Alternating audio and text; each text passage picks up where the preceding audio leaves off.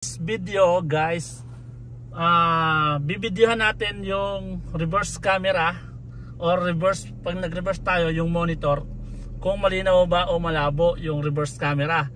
Shoutout nga pala kay Sir Justin Enriquez kung kaya ko nagawa ang video na to para ipakita yung reverse camera ng Toyota Vios 1.3 XL CVT. So ngayon tetestingin natin, po-forward tayo then re-reverse tayo. Okay guys, ayan. So ano muna tayo ngayon, forward tayo. Ayan, forward natin ng konti. Ayan. So ngayon i-reverse na natin. So ngayon ipapakita natin yung reverse camera.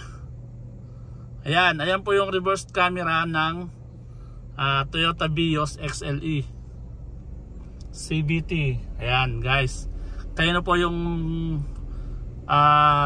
humusga kung ito ay malabo, dahil sa Vios ko po ay malinaw.